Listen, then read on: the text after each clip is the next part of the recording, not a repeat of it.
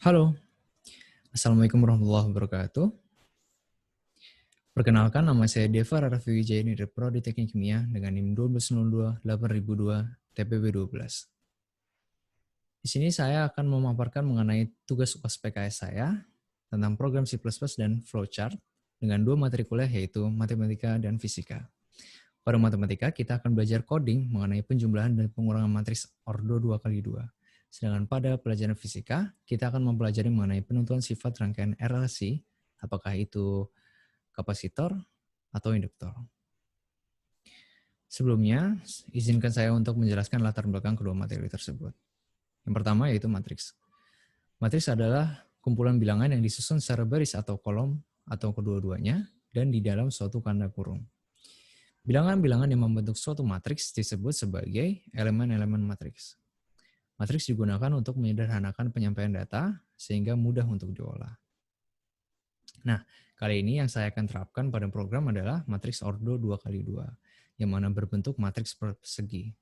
Dan kita akan menghitung penjumlahan dan pengurangan matriks. Dan program kedua yaitu fisika, penentuan sifat rangkaian RLC. Pada program kali ini kita akan menginput data antara lain yaitu XR, XL, dan XC. Nah, yang pertama itu ada ketentuan jika nilai XL lebih kecil dari XC, maka rangkaian akan bersifat kapasitor. Sedangkan jika nilai itu XL itu lebih besar daripada XC, maka rangkaian akan bersifat induktor. Seperti itu. Oke, langsung saja kita masuk ke program yang pertama, yaitu matriks.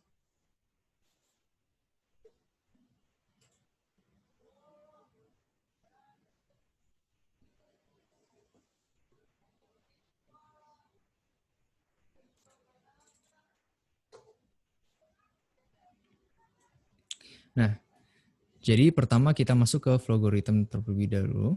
Di sini ada integer yang declare ya, array. Kenapa bikin array kayak matriks A dan B begini?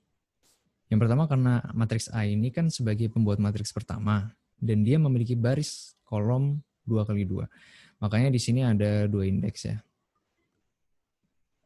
Jadi dalam array itu bilangan dimulai dari 0, 1, 2, dan seterusnya. Makanya di sini kita butuh 2 array. Begitu juga dengan yang B karena dibutuhkan matriks banyak. Ada pula juga matriks C ini. Dari hasil penjumlahan matriks A dan B. Sedangkan matriks D itu hasil dari pengurangan matriks A dan B. Nah, masing-masing ini itu punya baris dan kolom. Baris kolom, baris kolom, baris kolom, baris kolom. Seperti itu. Nah, setelah itu kita masuk ke declare string. Kenapa string? Karena berupa huruf kalimat. Sedangkan integer ini untuk bilangan. Lalu di sini ada output yang berbunyi inputkan data matriks pertama. Terus masuk ke for-nya untuk perulangan. Dan kenapa for-nya sampai 1? Karena array tadi. Nah, baris dan kolom itu butuh 2 indeks kan. Jadi 0 dan 1. Ingat array itu dimulai dari 0 ya. Jadi ada 2 pengulangan begini. Terus ini ditambah 1 dari yang atas ini untuk I, untuk baris, dan juga J untuk kolom. Nah, ini. Begitu dia ngulang lagi ya. Ini pengulangan for set gitu. Untuk jadi baris dan kolom. Nah, ini makanya ada inputan matriks A untuk I, dan juga matriks AJ untuk kolom. I untuk baris, J untuk kolom. Nah, setelah itu, sama seperti yang pertama nih. Bedanya ini untuk menginput matriks kedua, yaitu matriks B dengan variabel I dan juga J juga. Nah, di sini kita lihat sama ya inputnya seperti matriks A tadi. Pada bagian ini untuk make sure saja, sama seperti yang tadi, tetapi ini sudah dalam bentuk print hasil dari inputan yang tadi. Jadi isi-isinya ini untuk make sure aja. Di sini kita udah mulai pemilihan percabangan pertanyaan opsi. Pilih mana? 1 atau 2. Kalau kita pilih 1, maka kita akan menjumlahkan kedua matriks tersebut. Sedangkan kalau kita pilih 2 atau selain 1 ya, akan terjalankan proses pengurangan kedua matriks tersebut. Gitu. Ini kita gunakan ini nested for ya. Seperti yang tadi untuk menginput I, J secara berulang.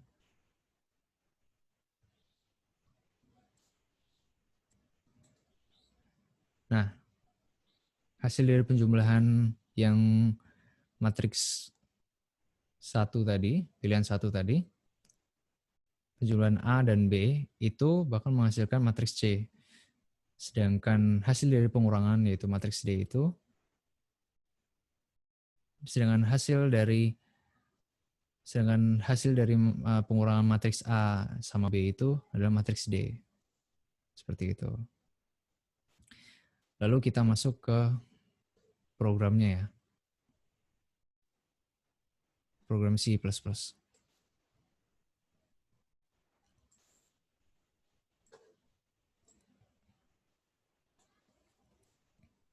Nah, langkah pertama yaitu kita deklarasikan IOStream using namespace, dan ini sebagai pustaka bagi program C++-nya.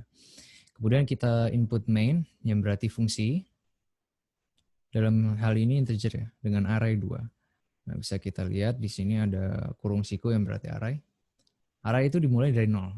Jadi kalau dia isinya 2, berarti arraynya ada 3, yaitu 0, 1, 2. Jadi bisa diisi 3 kali.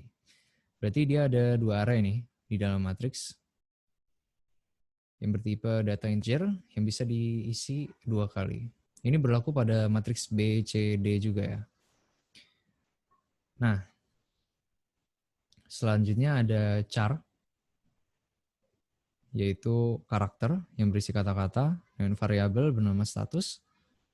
Terus ada integer dengan variabel pilihan, ini untuk nampung nanti. Nah, tahap ini semua baru inisiasi awal. Nah, lalu kita print nih. Di-outputkan dengan cout, yaitu inputkan data untuk matriks pertama. Di sini kita melihat n, yang berfungsi untuk mengakhiri sebuah baris dan kemudian memindahkan pointer ke baris yang baru. Setelah itu, kita buat perulangan for. Di dalam for ini ada parameter kondisi. Ada 3 ketentuan. Pertama, integer ini, yang I itu, inisiasinya berapa? Nah, di sini kan 0.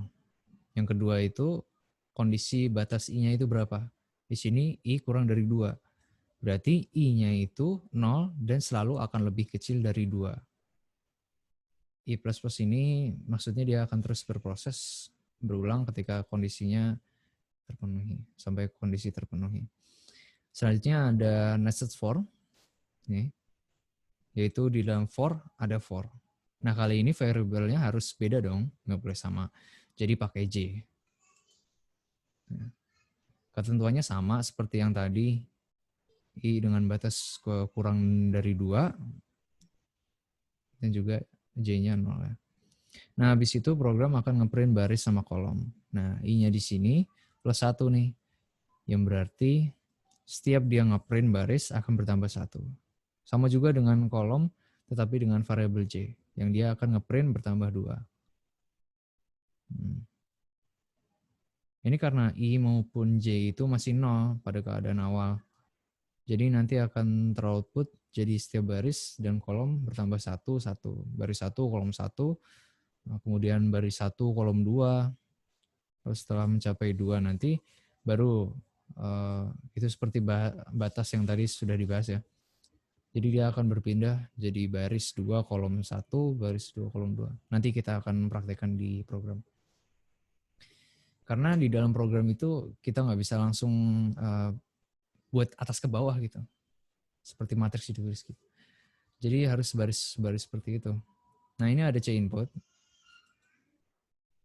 Yang berarti nanti inputan angka dari users akan masuk ke dalam chain ini untuk dijadikan data matriks A. Selanjutnya kita ulangi formatnya sama seperti matriks A tadi untuk matriks kedua, yaitu matriks B. Nah, Nah, isi-isi dari matriks A maupun B tadi itu diinputkan ke array yang sudah dibuat tadi dengan jumlah 2 di masing-masing matriks.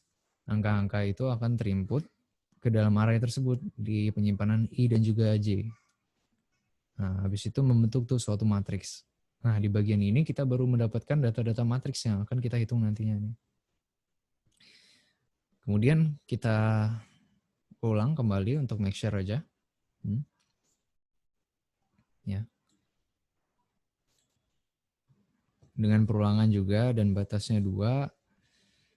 Setelah penginputan sudah mencapai batas 2, dia akan berhenti mengulang. Dan step selanjutnya. IJ di sini juga mengisi dari array yang tadi ya. Yang ada 2 berisi 2 tadi. Nah, ini kita ulang juga ya untuk make sure matriks kedua. Lalu kita masuk ke proses perhitungan.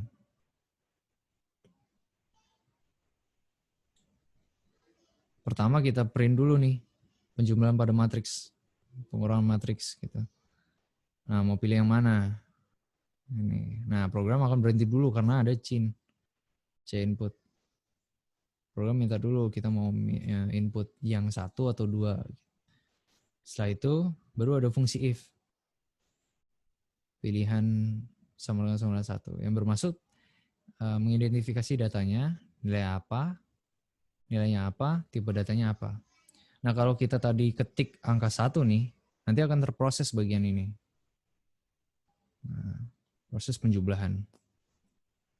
Jadi kita gunakan seperti tadi Netsys form yang terdapat integer I dan juga J, karena data-data tadi tersimpan di situ.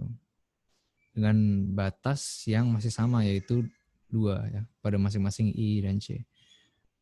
Nah, berbedanya di sini. Kita lihat rumusnya.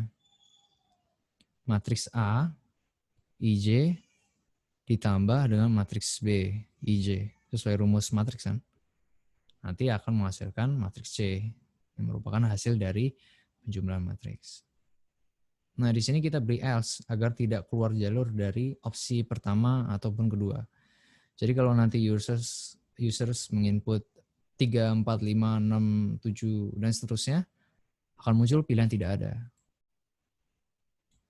Karena pada dasarnya fungsi if else itu hanya memilih satu jawaban, misal jika bla bla bla bla, sedangkan opsi lain akan disamakan. Seperti pada kasus ini. Nanti selain angka 1 dan 2 akan muncul pilihan tidak ada. Nah, lalu kita buat ke bawahnya juga untuk pilihan kedua. Dengan if pilihan sama dengan 2.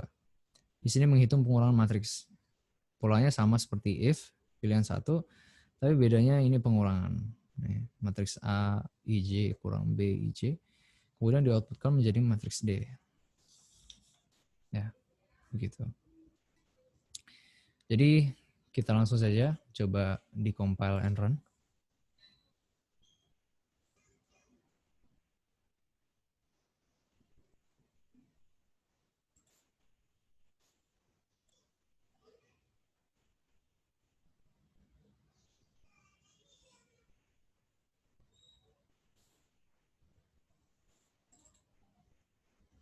Nah, di sini seperti yang tadi ya. Ini C outputnya yang tadi.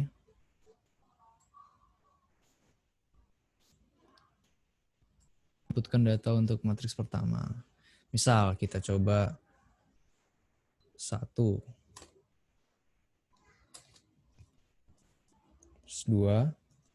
3, 4. Nah, ini yang seperti yang saya bilang tadi. Ini batasnya kan jadi baris 1, kolom 1, baris 1, kolom 2. Setelah dia mencapai batas, baru masuk ke baris 2, kolom 1, baris 2, kolom 2. Yang kedua yaitu inputkan data matriks kedua. Ini sama. Kita coba aja. 1, 2, 3, 4. Nah, ini yang saya bilang untuk make sure tadi nih. Saya bilang untuk make sure matriks pertama segini-segini, matriks kedua segini-segini. Nah, habis itu kita dihadapkan untuk pemilihan nih. Pilih jumlahan pada matriks atau pengurangan pada matriks. Mau pilih yang mana? Misalnya kita pilih 1. Nah, maka akan keluar hasil seperti ini. Ini 1 tambah 1 sama dengan 2 kan? Udah benar. 2 tambah 2, 4. 3 tambah 3, 6. 4 tambah 4, 8. Nah, seperti itu. Jadi,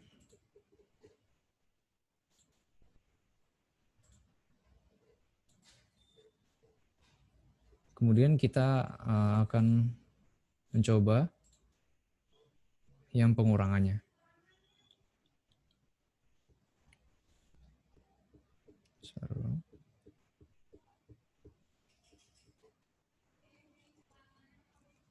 Sama seperti tadi ya.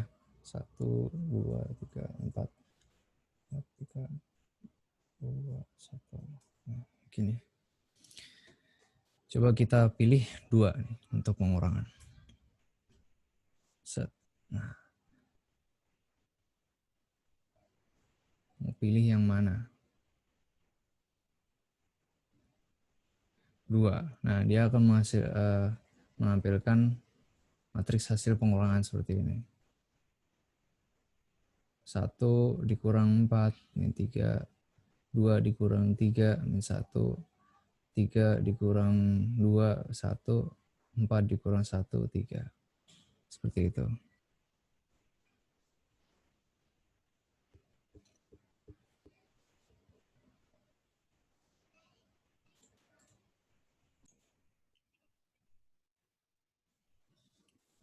Nah, selanjutnya kita masuk ke materi yang kedua, yaitu penentuan sifat rangkaian RLC, apakah kapasitor atau induktor.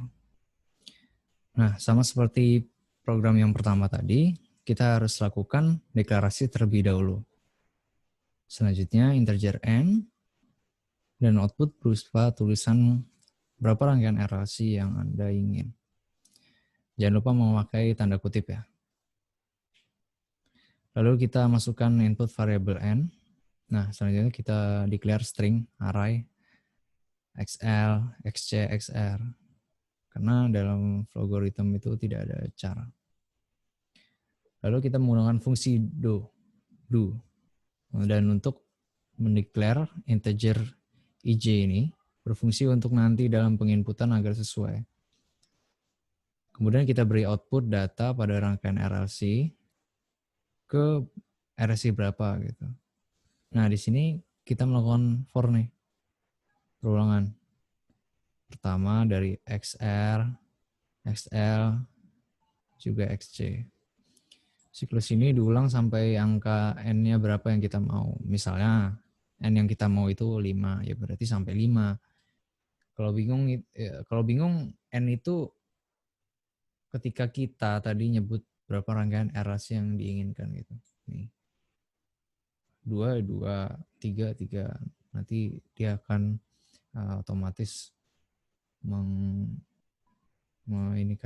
menginput.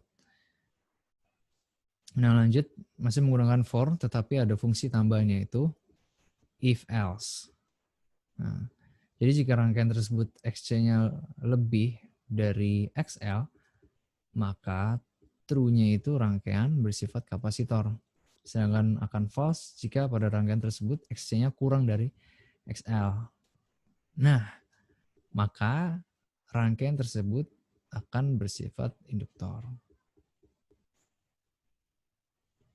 Lalu ada output yang berbunyi, Anda mau lanjut atau berhenti. Pilih Y itu sebagai ya atau T itu sebagai tidak. Nah, kalau kita milih Y, maka akan terproses berjalan kembali seperti yang awal. Namun jika kita mengetik T ya, maka sesi akan berakhir di sini. Nah, kalau kita Y itu akan berulang lagi. Jadi itu flow chartnya.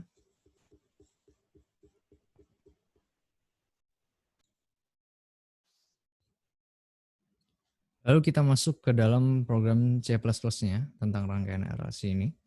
Langkah pertama sama, kita deklarasikan ifstream using namespace, dan ini sebagai pustaka bagi C++-nya. Kemudian kita input main, yang berarti fungsi dalam hal ini integer ya. Nah ini kita anggap start lah, sama kayak awal tadi. Di sini integer n berarti dia menginisiasi variabel n dengan tipe data integer kan. Dia baru punya variabel n nih. Terus selanjutnya di sini kita ada output berbunyi berapa rangkaian relasi yang Anda ingin. Lalu berhenti karena ada input n. Nih, C input. Nah, di sini kita input mau berapa? Misalnya 2, 3, 4, atau 5, terserah berapa. Ini untuk perbandingan nanti di proses. Proses berjalan. N itu sebagai kondisi. Kita minta berapa.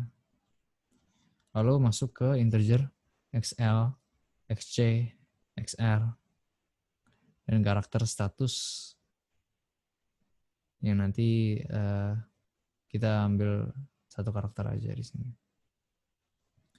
Lalu kita menggunakan fungsi do ya. Nah, kalau tadi kita belajar mengenai if else, sekarang kita menggunakan do while. Do itu kan melakukan ya.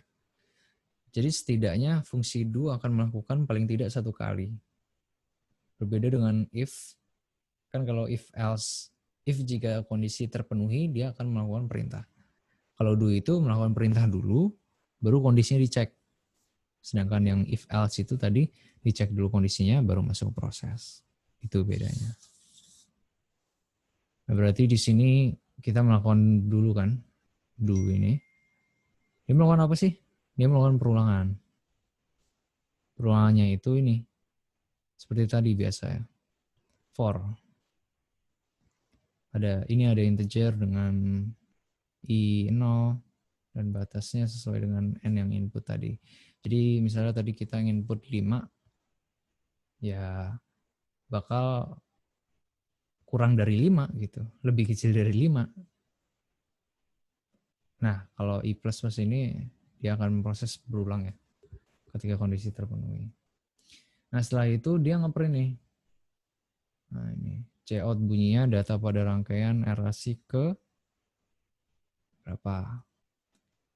I+1 itu berarti ini bakal jadi 1 dong. Kan? Berarti data pada relasi ini akan nambah 1 gitu. Lalu kita input XR. Nah, pas di input ini kan kita simpan dulu nih di variabel XR yang berbentuk array. Kayak tadi nih. XR array. Nah, contohnya yang kita input itu 5. Berarti nanti kalau semua jadi ini 5, 5, 5, XR5, XC5, XC5 gitu kan. Nah, berarti cout XR ngeprint XR. Cin dia menerima inputan XR. Yang dimana XR-nya itu bakal menerima array. Array I itu dari mana sih? Array I dari sini itu dari perulangan ini. Perulangan. Jadi tadi kan udah perulangan 1 kan. Jadi berarti XR-nya itu berulang. Nanti XR2, XR3. Kalau tadi N-nya sampai 5 berarti 5 kali sampai 5 gitu. Ini berlaku juga pada XL dan XC. Sebenarnya XR-nya itu nggak diperlukan ya, tapi ini untuk pelengkap aja gitu. Jadi yang hanya diproses itu XL sama XC-nya, karena kita melakukan perbandingan ini XC sama XL. Nah, habis itu ada lagi ini perulangan I sama dengan 0,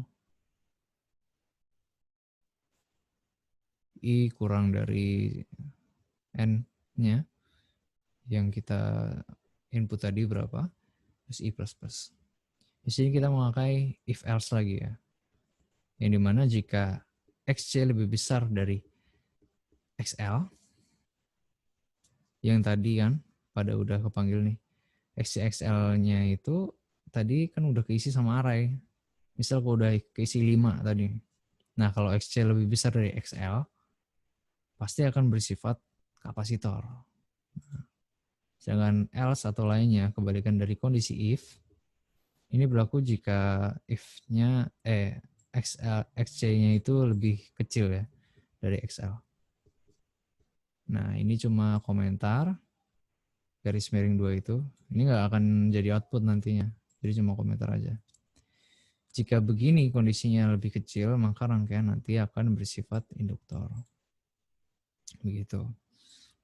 Kemudian garis baru, lalu masuk ke C output. Anda mau lanjut atau berhenti. Nah, di sini diberi dua pilihan antara Y atau T, yaitu iya atau tidak. Nah, karena kalau T itu tidak, maka program akan dilanjutkan. Jadi hanya ketika kita input Y aja, program akan mengulang. Di sini ada kondisi while. Status sama dengan Y. Lalu ada dua garis begini, ini masuknya boolean. Sebenarnya bisa pakai boolean atau pakai or, sama aja artinya atau. Nah, ada lagi kalau kita pakai n gitu, dan simbol. Tetapi harus memenuhi dua syarat kalau itu. Dan pada kasus ini bukan. Kita pakai OR. Kita pakai OR. Y kecil atau Y gede. Agar ketika users input, kalau dia inputnya kapital, akan kebacanya tetap kapital. Kalau ke kecil, tetap kecil. Gitu. Akan tetap Y juga. Gitu. Jadi coba kita jalankan, compile.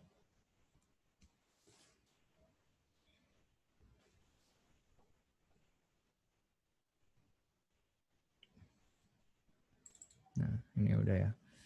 Contohnya tadi, berapa rangkaian RLC yang Anda ingin? Misalnya 5. Nah, dia akan keluar nih, XR. Misalnya XR-nya 1, 2, 3. 1, 2, 3. 1.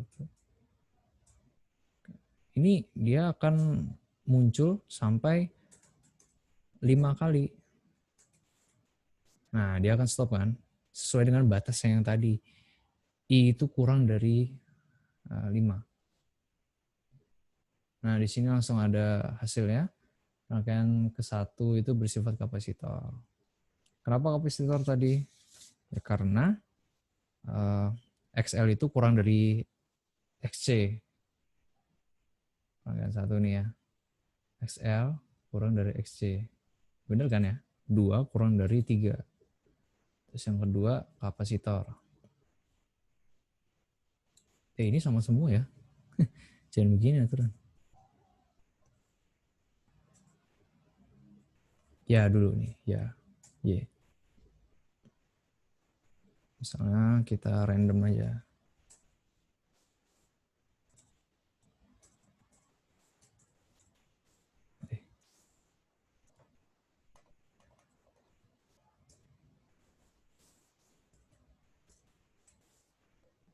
Nah, sini kelihatan kan ya.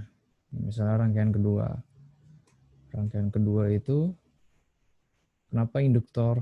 Karena induktor itu XL lebih besar daripada XC. Nah, ini benar kan?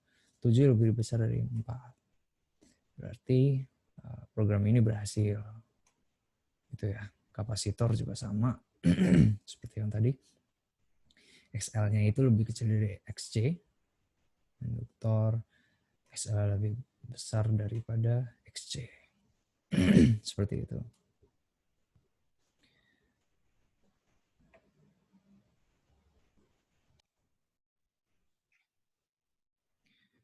Baik, sekian dari saya. Saya menyadari bahwa pemaparan saya masih jauh dari sempurna ya.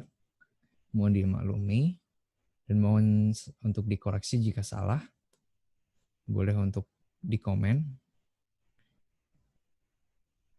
Jadi sekian. Wabillahi taufiq wal hidayah. Assalamualaikum warahmatullahi wabarakatuh.